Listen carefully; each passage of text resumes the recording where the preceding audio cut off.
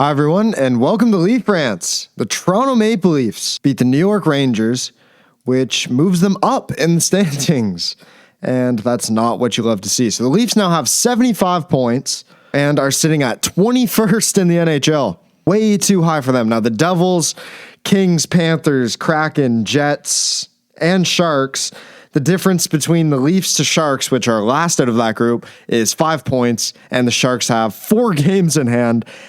Every team has at least 2 games in hand, which Seattle, Florida, and the Devils, who are 2 points, 3 points, and 1 point behind, have 3 games in hand. Not bad for the Leafs, but they did just lose to the Rangers tonight, which means the Rangers are at 31st fairly comfortably. They have 10 games left. The Leafs only have 9 left. It's just crazy to see.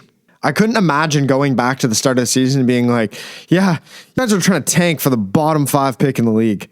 Like, holy bad. This is the draft lottery simulator. So, one click. I just want to see if the Leafs would get a pick right now. They're down 2 spots, and it looks like that pick's going to Boston. So, let's see.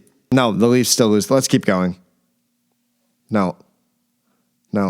Hey, it took 5 clicks, and the Toronto Maple Leafs got the 2nd overall pick. Now, it did take 5 clicks to get 2nd, but that's not that bad when you really think about it.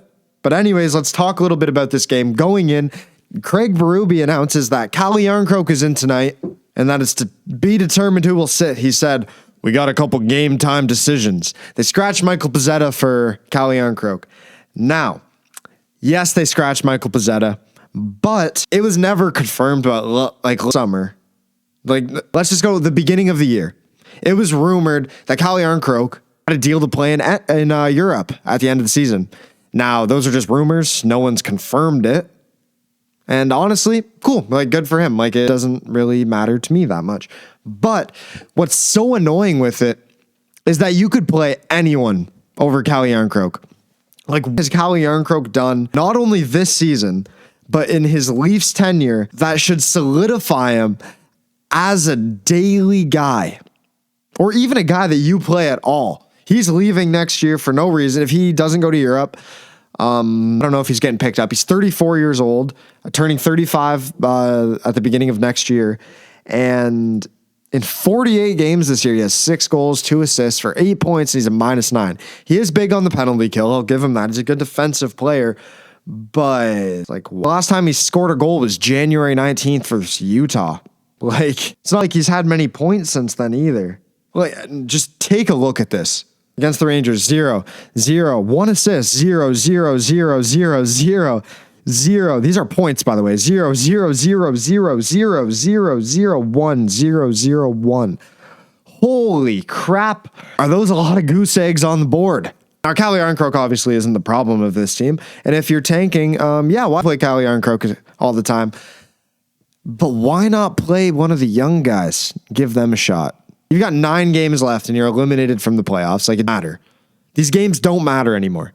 Try to lose them all and try to get that pick for Boston. But let's talk about the game. First period, Joshua and Giroux in the corner. Puck somehow just bounces to a wide open Michelli in front of the net. He does a little bit of dangles, and Jake McCabe, honestly, with a really good offensive zone read, jumps up into the play, gets the rebound, and it's 1-0. What a play by Jake McCabe. One of the Rangers defensemen. He slammed into Shesterkin, so I wasn't sure if it was goalie interference, but no, their own player knocked their goalie into the net.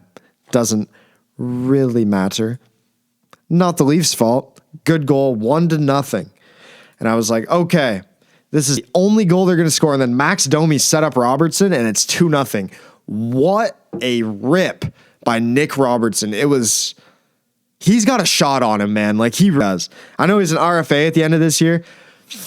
I don't know who you really want to bring back from this team. But man, he was insane. That was it for the first. Leafs go into that first intermission up 1-0, which is something that doesn't usually happen to them. And for the first time since January 15th versus the Las Vegas Golden Knights, the Toronto Maple Leafs have their first multi-goal lead. their first multi-goal lead since January 15th. It's almost April. Now, you're not playing much April hockey, but it is almost April. And you haven't had a multi-goal lead in the first period at all against anybody. 2 months. Crazy. Craig Berube hockey, baby. Let's move on to the second period. Second period, about 10 minutes in. Matthias Michelli along the boards. Joseph Woll passes it up to Dakota Joshua. He gives it over to Matthias Michelli, who walks in, gets it to Joshua wide open. He rips the thing, and Joseph Woll gets his first ever NHL point. Joseph Woll on picking up his first NHL point. I didn't even know I got an assist, so I got to rewatch it. I don't even know how it unfolded. I forget. Was it a save? Yes. He said, nice. Was the 112 game point drought weighing on Joseph Woll? He said, oh yeah, the lady out there, it was my first point. I'm like, geez, it's taken me long enough. I would have thought I would have got something, not a point guy. I don't know if he got the puck. I wasn't really paying attention to that. I didn't know it was his first point until after. But yeah, man, we'll talk about Woll a little bit later because what a game he had. Then about 5 minutes later, halfway through the period, Alexis Lafreniere gets one. And then 8 minutes later, so does Zibanejad, and it's a 3-2 game for the Leafs. And I was like, yes, the tank is still on. They know how to give up and blow leads still. And then halfway through the third, John Tavares scores. And I was like, okay, you're up 4-2. Minutes later, Zibanejad scored again. And I was like, oh my God, they might actually blow this. But they had a guy that I completely forgot about. He's this goalie, name's like, I forget. Craig Berube just called him out. He just said, we need a save. And then this guy, I don't know what you'd call him. He goes in net. He tries to stop pucks. He comes in and he goes, what if I make 40 of them? Shots tonight were 4-3 to 18 for the Rangers. Joseph Woll, who's the guy who makes the stops, by the way, and got called out by Craig Berube after they gave up a breakaway and a 2-on-0, shorthanded. Yeah, he called him out for that, by the way. Makes 40 stops, and the only reason that you won this game.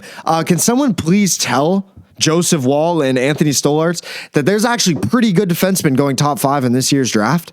And that maybe they should keep these stops for next season. Man, talk about not helping a guy out. He had a .930 save percentage. He made 40 saves. 40 saves. He made more saves than you guys. He made more than double the amount of saves than you guys had shots on net. Do you know how crazy that is? At least we're 0 for 2 on the power play. The Rangers were 4 for 2 or 2 for 4. Sorry. Not 4 for 2. That'd be pretty crazy. They played a close game against Boston last night. It is the second half of a back-to-back, and they got the win. But I don't want them to get the win. Like, the Rangers are a bad team. They're second last in the league right now. It's not much of a flex to beat the Rangers. But come on, man, lose. Please. We need this pick. And the goalies, honestly, John Tavares has been pretty good value the past couple games. I'm glad William Nylander's fully on board with the tank, though. Really like to see that from him. But they won. Yay. It's like, I don't know, happy the Leafs won. I love the Leafs. Watch all these games. But at this point, I'd rather just watch them lose. There's no point in winning.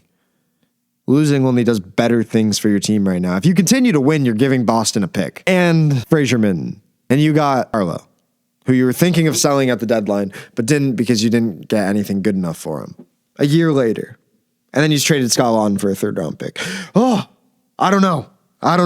So much. There's going to be a big video at the end of the year that's talking about everything that the Leafs should do in the offseason. And if they'll do it, I have no idea. But bye-bye, Brad. Bye-bye, Craig. Bye-bye, everybody.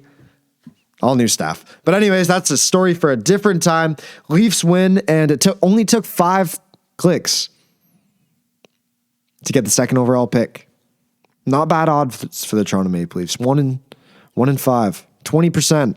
The tank is withheld for a little bit, but I am sure, let me reassure all of you Leafs fans, that the Toronto Maple Leafs have not actually gotten better, and they are still a very bad team, and they will bring the tank back on for these final 9 games whether they're trying to or not. So don't worry, as long as Joseph Woll isn't there to be absolutely incredible, I think we'll be fine. Thank you very much for everyone for watching. If you like this video, please click like, please click subscribe. And yeah, that always makes me pretty good. And make sure to share the video too. Thank you, and I hope to see you in the next one.